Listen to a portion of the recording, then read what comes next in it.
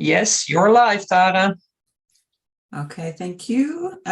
Good morning and welcome everybody to the Atlas members meeting. Thank you to everybody joining us on Zoom, and thank you also to all of those joining us on YouTube. As I've just said to many of those on Zoom, we are live streaming and we will be recording this and putting it on our YouTube channel. So it's really great to see so many of you joining us. Thanks again. It's a fantastic occasion, even if we can't meet, to catch up with so many familiar faces. Today's members meeting, we're going to do a number of things. Firstly, Sylvia, Olette and I are going to have a quick conversation about coffee, because we wanted this to be quite informal. So this is our coffee break. So we'll start with that. We'll then talk very briefly about the Atlas Thesis Prize winners for 2022. I'll tell you a little about most of their theses, and we have one video from one student to show you where she's talked a little bit about what she did. And then we'll move on to the more official part of the meeting and have the members meeting, where I'll ask you to ratify our Treasurer's report and also talk to you a little bit about changes to the board. But we'll leave that for later. Let's start with the fun stuff. For those of you on Zoom, I have got a PowerPoint, but let's have a conversation to start with, and then I'll put the PowerPoint on when we go, because it's nice to see everyone. Sylvia, shall we have a conversation about coffee and coffee culture? Yeah, sure. So I have my coffee ready here. Yeah, I've got mine in my. I tried to find a Swedish cup and I haven't got one, so I've got the Moomins, and so I've got a Finnish cup instead. So what's Spanish or Catalan coffee culture? What's it all about? I would say that, for example, this is not usual. I mean, this is something that we have adopted from, I would say, when this globalization came.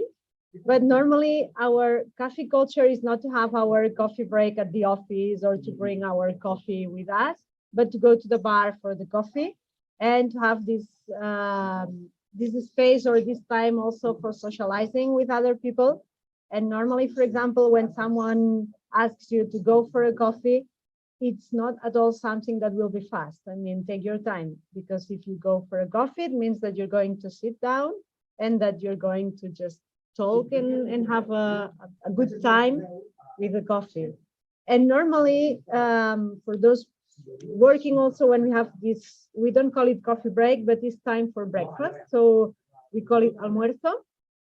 It means that it's not just about coffee, but about eating something. So for us, eating is also important. So we have some bread, some whatever, and also the coffee.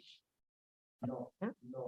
It sounds a bit similar to Sweden. Obviously, I'm not Swedish, but the fika break, the fika is really important to Swedish culture, and it's much more than coffee. It's coffee and a cake is the simple explanation, but it's the social. It's a social. I always describe it as a social coffee. It's a must do. If you're invited for fika, you can't say no. You have to say yes. You have to go for coffee.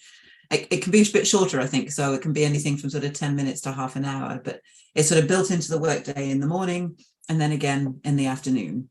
And fika comes from, I found out today, as trying to figure out what fika was, comes from the word cafe, or coffee for Swedish. And then supposedly coffee's been illegal in Sweden at various times in the history.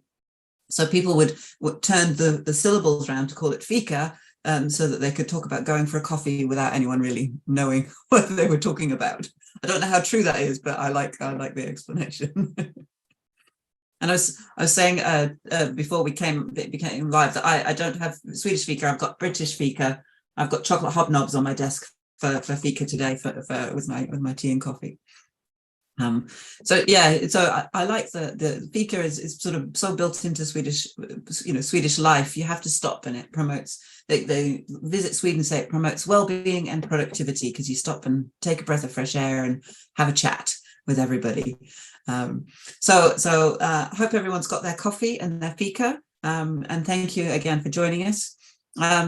Sylvia's like, yes, in her cold office, because they haven't turned the heating on yet. Whereas we've got snow here in Sweden. I don't know about wherever everybody else is. So maybe we'll move on so that we can enjoy our coffee and talk about the rest of the today. I'm just going to share my screen. might take me a moment to just swap things around.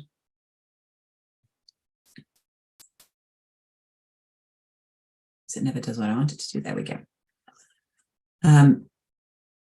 So, had a bit of a chat about coffee from Sylvia and from me, and then we will talk very briefly now about, oh, if I can move my screen forward, the Atlas Student Prizes. This is the second year that we awarded student prizes, and we had some great submissions. So thank you very much to all of those people who submitted, and please think about doing it again this year. And so what we had, and I just need to pull up my other document so I can find what I had, is we had for the master's thesis, the first prize went to, and I'm going to pronounce all of these names wrong, so apologies in advance, to Naomi Bernardin from Wageningen University and Research, and I can never say that university. And she was looking at understanding attitudes towards recreational regulations in protected natural areas, a case study of a nature reserve in France. And it focused on understanding attitudes towards recreational regulations in protected nature areas. The reviewers said that it was a really well-structured thesis based on a distinctive literature review and a sample of over 400 questionnaires. And they really liked its originality and freshness, and that the author was really rigorous in her approach to the research and her writing up of the findings. They thought it was a really useful study and a really theoretically sophisticated piece of work. The second prize went to Cynthia Kaufman at Erasmus University in Rotterdam, and her research was urban design and the consideration of place attachment in promoting creativity within the city, a case study of the Creative District in Zurich West. And this really provided a good understanding of creative districts and the promotion of creativity in the city, and motivated the study to really further investigate the consideration of attachment to place and urban design.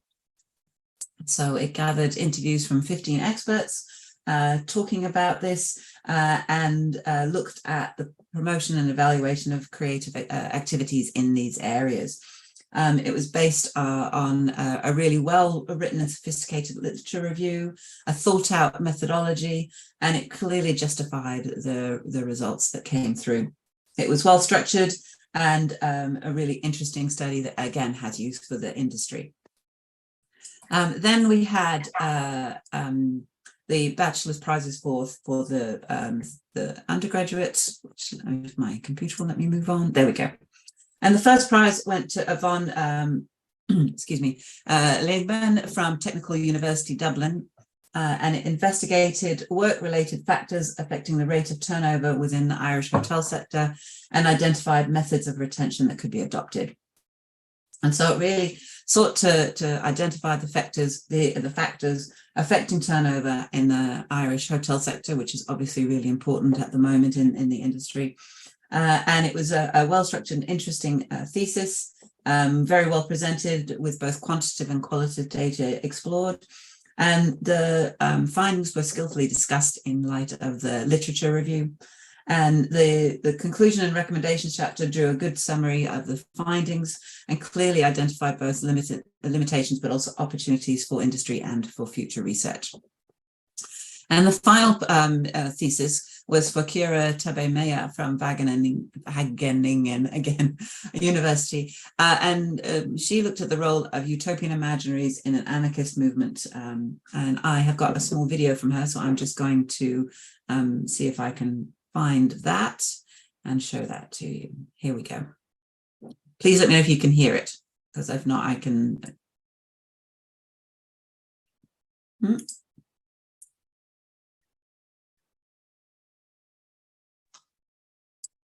No, we cannot hear it. Okay, give me a second. I know what I've done. I need to share my sound, and I don't think I did that. Second prize for a bachelor thesis. Yeah. With my thesis, the role. Yeah, okay. Yes. Yeah. Okay, let me go back and start it again and turn the volume up. Okay, let's try again. Hello, everyone. everybody. My name is Kira Meyer.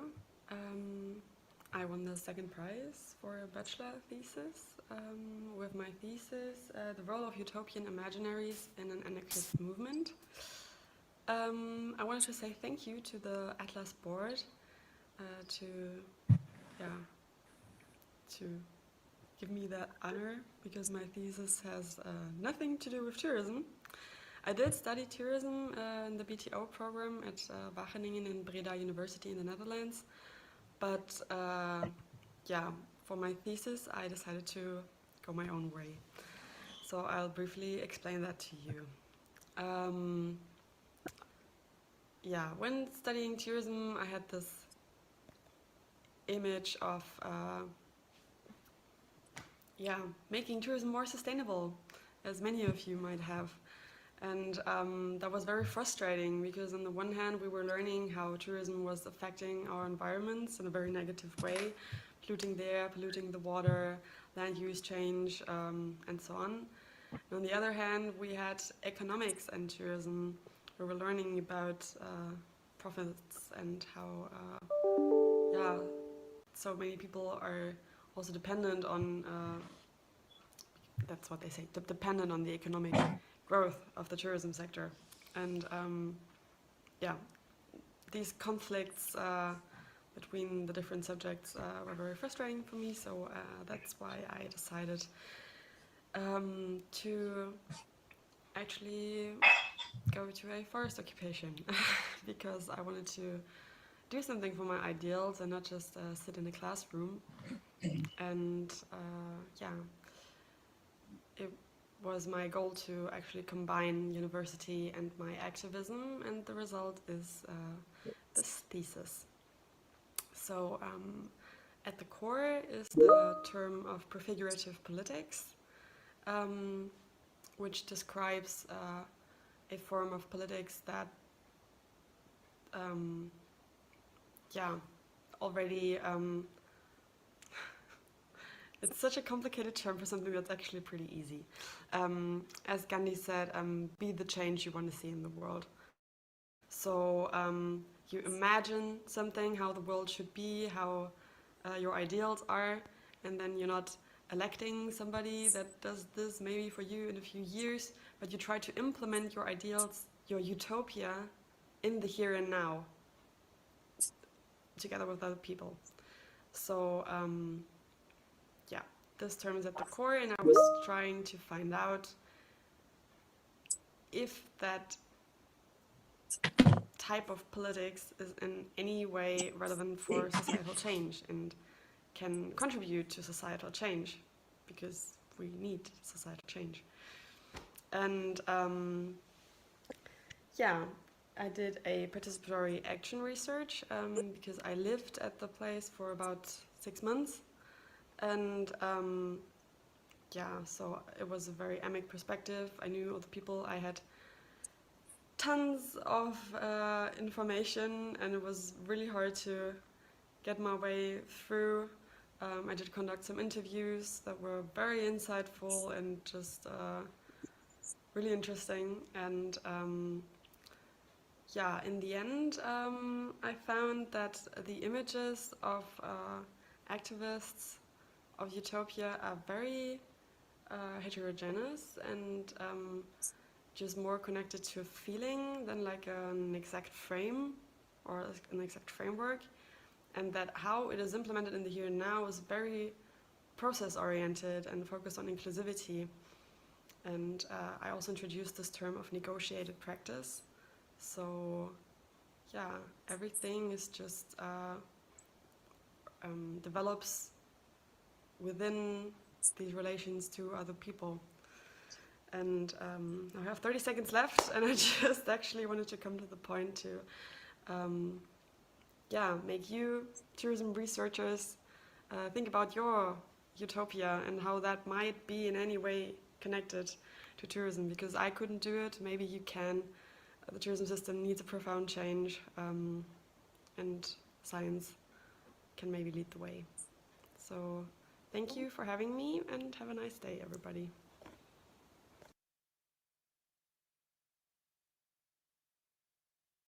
me just go back. There we go. Well, that was Kira's presentation, which I think was pretty fantastic. And the advisory board who read her thesis, I think, were very impressed. And one of the reasons, and not only because we had such good thesis submitted, but unfortunately one of the reasons, as Kira pointed out herself, that it couldn't have been awarded first prize was because it didn't really fully relate to tourism and hospitality, although they could see where she'd come from. So thank you, Kira, for giving us that little video and that insight into your research. Okay, on to the rest of the meeting. And thanks for putting Tara, yes. Tara. Yes. Don't forget Cynthia. Cynthia is here. Cynthia Kaufman is here to present. Oh, fantastic. I did not realize that. I'm sorry. I'm miles away. Okay, Cynthia, apologies. I'm moving on. Have you got a PowerPoint to present, or did you want to just have a chat? I would just have a chat. Okay, let me do that. Okay, over to you. Thank you. Lovely. I was look fine. Perfect. So also from my side, thank you very much for this honor. And I want to take the time to thank you and my for capturing me later present my work. So I will hit it off directly. I was looking into urban design and consideration of space attachment and promoting creativity in cities, and I really focused my attention on the with a case study. Cynthia, can I say something? Yes. Sorry, it's very hard to hear your presentation. Maybe you can talk in the microphone. Is it better like this? Oh yes, much better. Yes, very good. Yes, can everybody hear me now? Yes, this is perfect. Thank you. Okay, better. Thanks for telling me. So, yeah, should I start over or? Yes, please. Yes. Okay. All right. So let's go. Very quickly. So it's an honor to be here. Thank you very much also to you, Leontine, for the coordination. And I really want to thank my professor, Lenia Marquez from the Erasmus University Rotterdam. It was really a pleasure to be working on this study the last year, really. So what did I do? I was looking into the urban design and the consideration of place attachment in promoting creativity within the city. And for me, it was really a case study, in-depth analysis of the specific case of the Creative District Zurich West. So I think that's really important to consider, that it has very many particularities that only count for Zurich in that sense. So let me start off with really how would I define the concept of creativity. That was really one of the bigger challenges, and creativity is really seen as a catalyst in promoting urban development, in fueling creative industries that in turn again challenge spatial conditions. And in that sense, I was really concentrated on the creative industries as defined in the literature.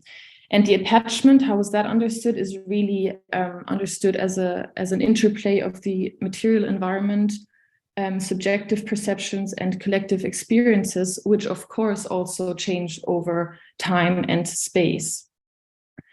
So looking at these creative activities, I realized how the spatial conditions are really decisive to facilitate the social exchange and to kind of engage and keep up, fuel a lively environment for creatives to come together, to elaborate and to develop their work and ideas. In that sense, I continued and I tried to narrow down, okay, who in the city could tell me most about that creative management, let's say. And I focused on urban designers in that sense. So urban designers and developers, to my understanding, hold many different responsibilities and roles on the emotional activities of these things as one tiny aspect of their work. And they really see themselves more like facilitating creativity and creative action rather than enabling it. So the impulse doesn't come from them. I think this is a very interesting thing also in how to read my study, is that they really see themselves as facilitators. And obviously this is all happening in a very dynamic and unplannable environment, with many other factors playing into that work. A quick note to my methodology and my approach. I was really following a deductive approach and relying on a very valuable literature and studies that have been done in the field already. And my starting point was really attachment to place. It was a relevant factor for creative industries, but as said before, attachment to place obviously is very particular to the place in question. So it is always a specific narrative and therefore linked to specific areas. So my focus is on the request. And for that, I followed up with 15 experts in the field, 15 urban developers and designers, and conducted semi-guided expert interviews, where I will keep it brief, but where I really focused on kind of also inexplicitly asking them about where do they see the true value and the potential of developing the city further. So what qualities are appreciated in particular. Another thing that interested me in particular was to understand their role better. So how do they personally describe and define also the limits and borders of their own work? So do they even consider themselves as promoters of creativity, in urban design? And final one, but last but not least, is really the question of to what extent is place attachment considered explicitly when they discuss their policies and look into the different districts that the city is made of. So finally, let me conclude with some findings of my work. It was really highlighted by several players how much this urban design and how to make decisions, how to promote, how to formulate policies is really linked to the interplay of various economic sectors. That, of course, in turn can lead to interesting spillovers and collaborations in turn, and overall fuel, again, creative action in terms of innovation and inspiration for further development. So I would also say the understanding of what is creative work and what is not is also really stretched and needed special attention in my work, as the understanding of what can be creative and who considers themselves as a creative is something that needs to be discussed. So just to give an example, one urban designer was laughing when I asked him if he considered himself a creative, and the other one really took on that role and understood him like he really saw himself as a designer in the most literal sense. So briefly, on a final note, I think really decisive and one of the key takeaways is really to accept and also highlight the wide stakeholder involvement, to also really be able to efficiently and effectively align the various administrative responsibilities that come down to urban development departments and urban design. And it really is all related to the overall economic but also socio-cultural welfare in a city, where I think it was very interesting for me to see how it's this web of interests and also convictions in some sense of what a city should facilitate and what it should not. And in that sense, it's really also up to the creatives to embrace their their voice and their role in jointly with more on the political side and with more policymaker side to make the best of a city, which can be a wonderful place for creative activity and that is it from my side. Many thanks for your attention, and again, thanks for inviting me. And I hope one or the other is interested in reading the whole study. Many thanks, Cynthia, and congratulations on your award. And we really appreciate you taking the time out of your day to give us a sense of your research. And if anyone would like to follow up with her research, please do either contact Cynthia or let us know here at Atlas, and we can put you in touch. So thank you very much. Okay. Thank you to everybody for the comments about coffee that we've had in the chat. It's great to see that coffee culture is alive and well globally, hardly unsurprisingly, but that there are little unique twists in different places. I'm just going to share my screen again. There we go. Excuse me. Okay, and so now we're going to move on to the members part of the meeting. And so firstly, I think it's worth me saying that much of the activities that we've been doing over the last year can be found in the reflections that were published at the conference. So that gives you an overview of what we've been doing, some of the events that have been held in Atlas Africa, Atlas Latin America, Atlas Middle East.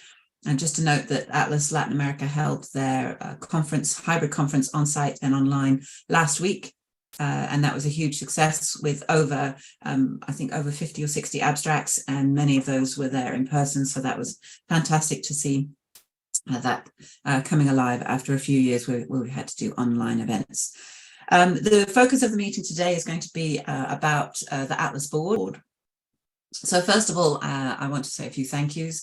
Thank you, first of all, to our advisory board. In 2020 and 2021, we established an advisory board consisting of past chairs of Atlas and long-serving members of Atlas.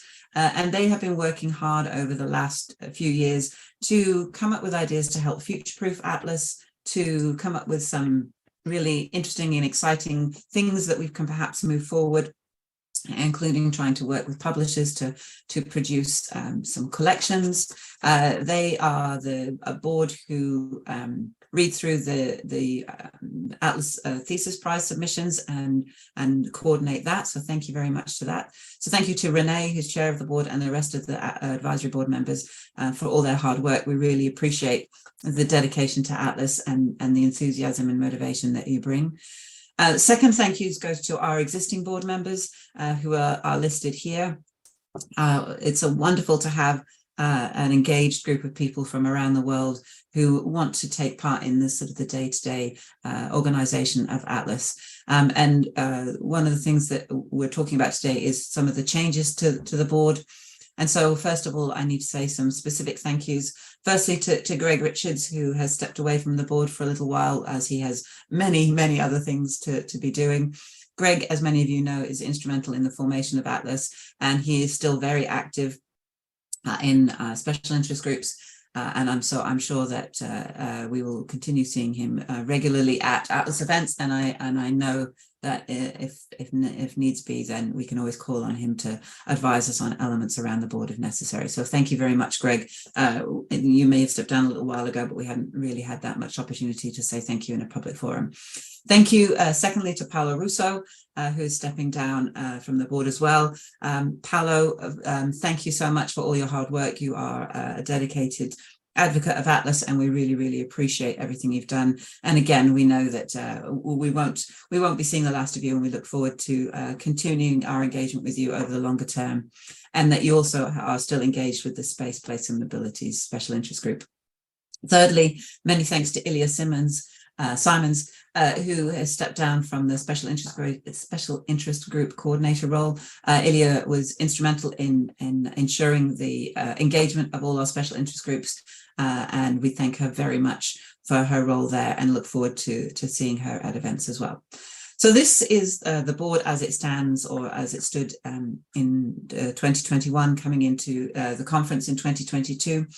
As many as of you will have been aware, we put out a call for new board members, both at the conference and then also following up in the bulletins. And to our wonderful surprise, we had lots of interest in people wanting to be part of the Atlas board. So thank you to everybody who sent through a nomination form. Thank you to those members of the board who have reaffirmed their commitment. We really appreciate the engagement with Atlas and with where Atlas is going. So in this members meeting, what we would like is for you to ratify the new makeup of the board. So on the next slide, I have the new members who will be joining us. Here we go. We have a number of new members, which is fantastic. Having new people on the board always is great for that continued energy around what we do. One of the things that we've been very keen on doing is to try and give board members a sort of a role, so that they have tasks and have sort of some direction in how they can help Atlas move forward. And so we are very pleased to have Kone from BUAS, from the Breda University of Applied Sciences, join us as Vice Chair. Zina, I'm going to say your name wrong, I'm so sorry, joining us from Technological University of Dublin, coordinating the student chapter and the Winter University. Jane Turner from Leeds Beckett, joining us as the coordinator for special interest groups. Lenia Marquez from Erasmus University Rotterdam, joining us as the coordinator for publication. Sheena Carlisle from Cardiff Metropolitan University in Wales, joining us as coordinator of the ACCOLT, the Atlas accreditation system, looking to move that forward. And that was an idea from the advisory board that we're looking to take forward. And then Angela Wright, Connie Mayer-Bonder, and Elżbieta, who will all be connections coordinator. So Elżbieta is also our European coordinator, but will be taking on a role in connections as well. Angela Wright from MUT in Ireland, and Connie from Germany. And I'm not even going to pronounce the name of your university. I'm very sorry. My German pronunciation is terrible. Thank you very much for joining us. The last person on that top list is Daniel Binder. He is organising the conference for 2023 in Bad Gleichenberg in Austria, the first time the conference will be hosted in Austria. And one of the things we created this year was a role on the board for the conference organizer for the upcoming conference, and also the one after, because there is an overlap. So at the moment, we don't have the organizer for the 2024 conference as part of the board, but they will join us once we have a organization who will host it. So Daniel, welcome to the board. We really look forward to seeing you in Austria in 2023. And please, members, keep a lookout for a call for papers, which will be coming out shortly, and we'll be sending more information. And we look forward to seeing you all in October in Austria. And then the final new member is Sharif, who is joining Chini as coordinator of Atlas Asia. And so they will be working together to come up with some great activities in our Atlas Asia chapter. So they are our new members. We're really excited about having so many new people on board. And if anyone else is still interested in joining the board, please do contact myself or Leontine and Jantine to talk about the opportunities. We really want to build Atlas and continue its growth, and that's why Angela, Connie and Elżbieta as connections working with different areas of industry are really important to us. Why Sheena's role as ACCOLT accreditation, looking at how we can interact more with education and universities. Linnea and Jane with our special interest groups, because we have such active 13 active special interest groups, and we've had such a long history of publications that we really want to keep that going. And then our student chapter, whilst we don't have that many student members, we are always looking for ways to engage with students more, to give them more value for their membership fees, and also to reintroduce the winter universities. So thank you very much, everybody, for joining us. What I need members to do, both those of you who are on YouTube and those of you in Zoom, and those of you who are watching online, over the next few days. This Mentimeter poll will be open for a few days till Friday, Leontine, is that correct? Thursday. It Thursday. will only be open for about 48 hours from the moment I created it. So Okay. it will be Thursday, 7 o'clock in the morning. It will be closed. Okay.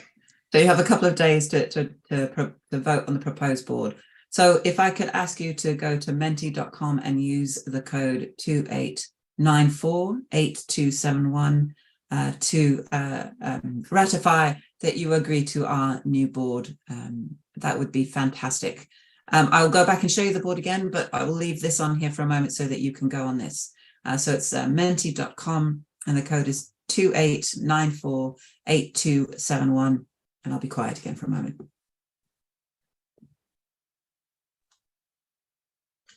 In the meantime, I can tell you that we had 20 votes on the approval of the Treasurer's report, and they were all a yes. Wonderful. Thank you very much. Phew. It's always a positive result. Thank you. Yeah. Okay, I'm just going to go back to the board members so that everyone can see them. So you can see our new members on there. Welcome, everybody. We really look forward to seeing everybody, but hopefully in person at the next conference, but certainly during our first online meeting, which we will send out a notice about in the new year. And I'm sure we'll talk to many of you before then. So if you didn't have a chance, there is the Menti code again, menti.com 28948271. Okay, I'm going to stop sharing. And go back here. There we go. Just to mention it, I will send the code for the Mentimeter also to all the members after this meeting in an email, so everyone can vote until Thursday at 7 o'clock. Wonderful, thank you. Thanks for reminding everybody. I was supposed to say that, but I knew there was something I'd forget. So that is about it for the members meeting. Did anyone either if you're on YouTube, then Leontine will have to read out any comments, but anyone in Zoom have anything they would like to say? Besides obviously our thanks to the board, to the advisory board, always thanks to Leontine and Jantine who are instrumental to Atlas, and certainly Atlas would not be the organization it is without their assistance, friendliness and help. So thank you very much as always. Did anyone have anything they wanted to add or chat about or anything?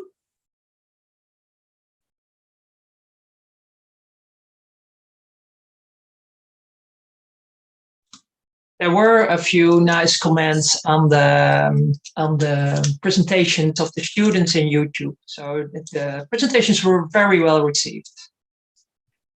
Yes, and thank you to Cynthia and to Kira for taking the time to make the video and to present. We really appreciate it, and it's really great to see tourism thesis, of that quality submitted. So wonderful.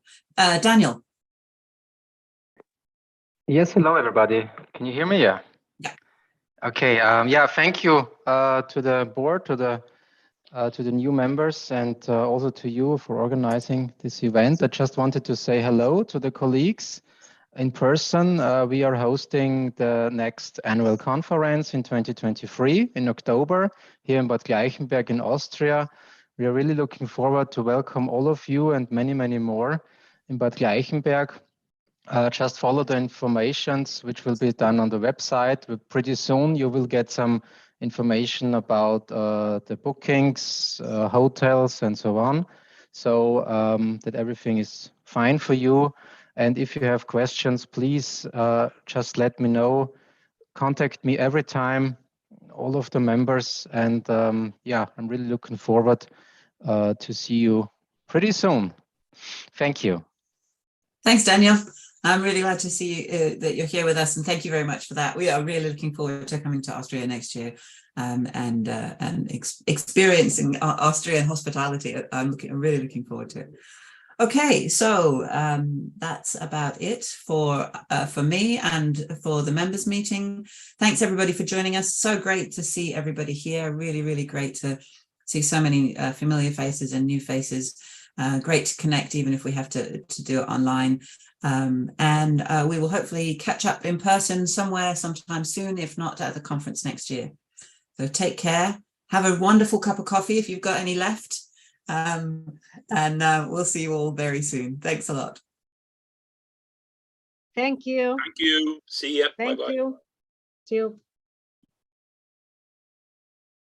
Thank you.